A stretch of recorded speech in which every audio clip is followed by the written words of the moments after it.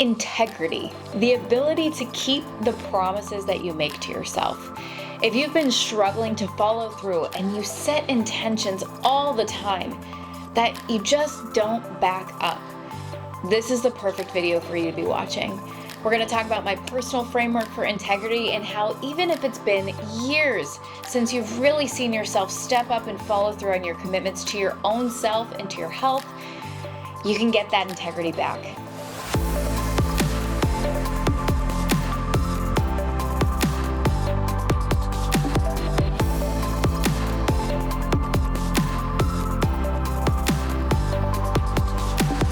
My name is Lindsey. I'm one of the head coaches and co-founders here at The Fitness Project, where we build fit, healthy leaders. Now, I don't know about you, but I see all the time leaders who are so great at following through for everyone but themselves.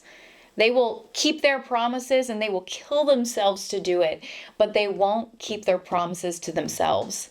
And now, as a person of what I would consider very high integrity, it can really bother me when I see people say they're going to do something and then not just not follow through, but go and do the exact opposite.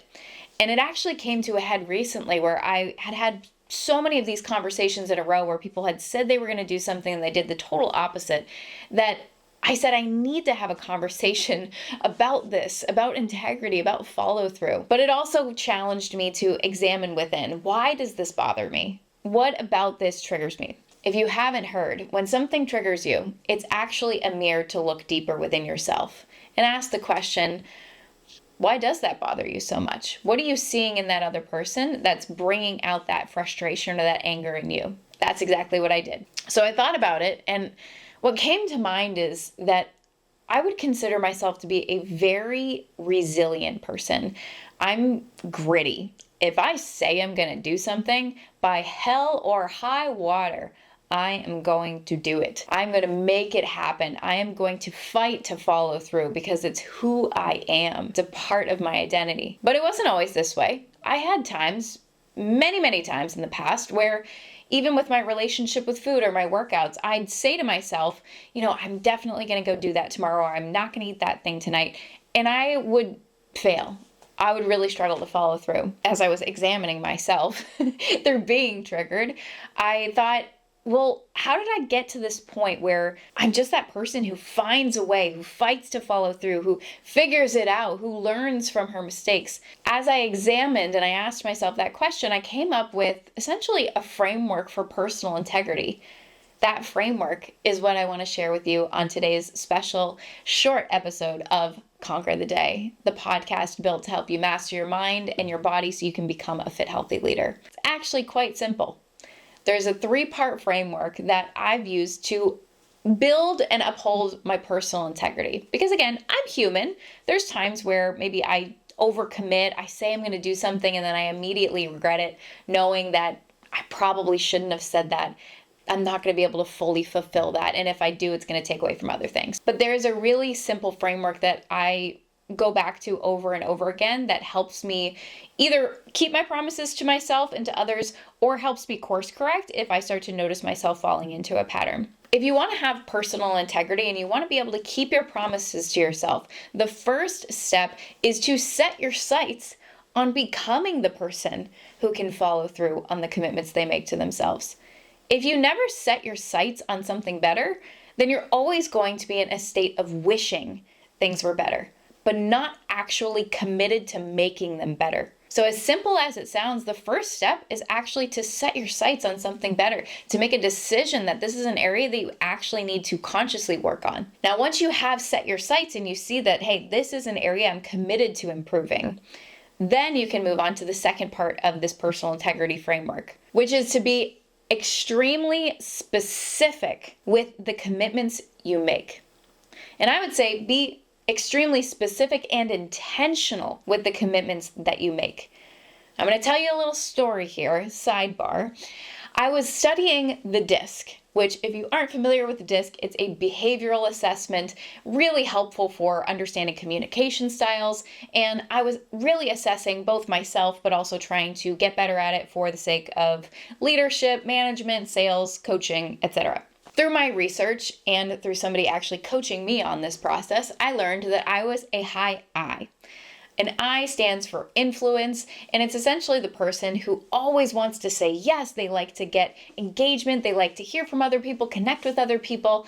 And as a byproduct of having that behavioral style at the forefront, they tend to overcommit because they really want to please everybody. They want to make sure that everybody gets a yes from them.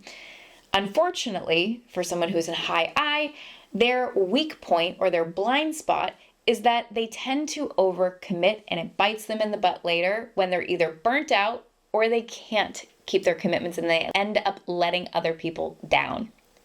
That was me to a T. So I said, this is something I need to work on. I need to consciously work on committing to less. What's crazy about this choice I had to make personally was it felt like it went against the very grain of my being to start saying no, because I felt in those moments of decision that I could say yes. There was a part of my brain that said, I have room for that. Of course I can do that. Yeah, that's no problem. So I had to notice my tendency and consciously say, commit to less, do less. But you know what happened? I found that I actually ended up committing to the perfect amount and was able to completely show up as the best version of myself for the commitments I made. Life-changing. Absolutely life-changing, because not only did I stop overcommitting myself, I also became more present and no longer resentful. That's the bonus when you become very specific and intentional with the commitments you make. Don't half-ass your commitments. Don't say, oh yeah, I'm going to work out tomorrow, if you are not actually committed to it. Commitment means you cut off all different options. That is your commitment. If you're not ready to cut off all other options, don't make the commitment, or just be a little bit more intentional. Think about it. Organize yourself before you fully make that commitment. That is part 2 of this personal integrity framework, and it makes a world of difference. Part 3 of the personal integrity framework is you need to then hold your boundaries with yourself.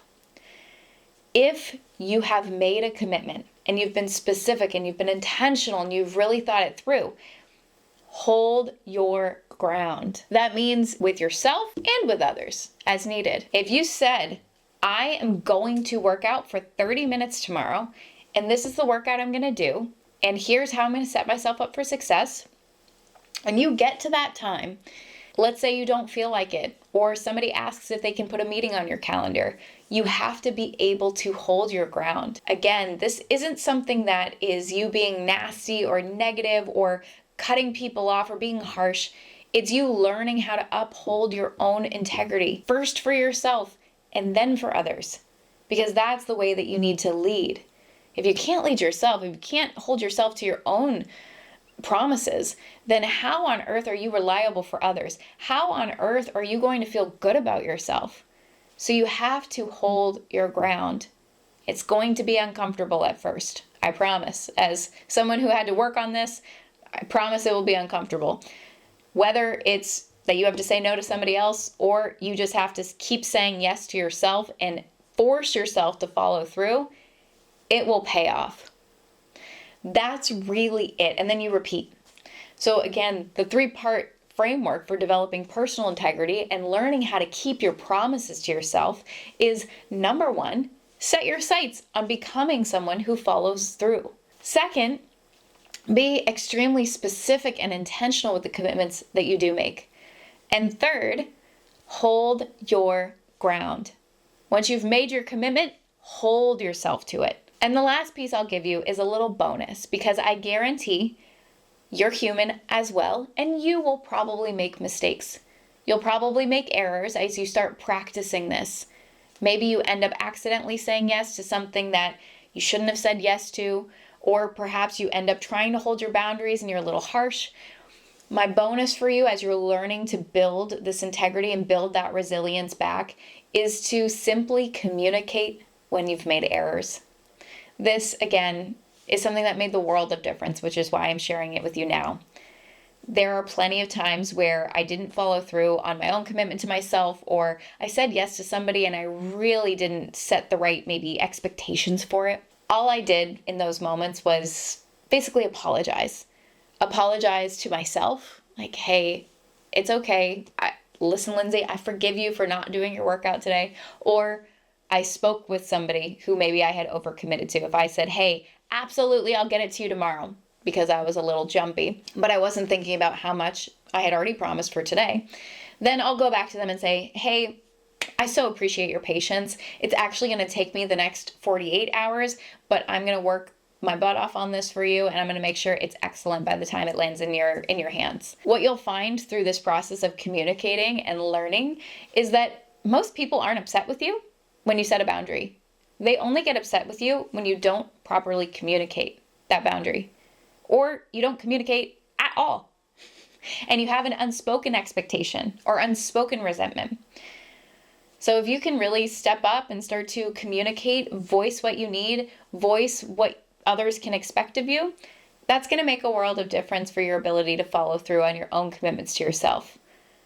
And then, as I said, just repeat, repeat, repeat, repeat, and see personal integrity as a skill you're developing. As you start being more intentional with your commitments, maybe committing to less if that's applicable to you, and you start showing up, even if it's not perfect, you'll see that you feel more proud of yourself, you feel more energized, and you actually start to want to follow through. It's amazing how that works. So give this a try. And as you close out this conversation with me, I would challenge you to not just passively consume this content. Start either with a first commitment that you're going to make to yourself right now that's appropriate and put it on your calendar.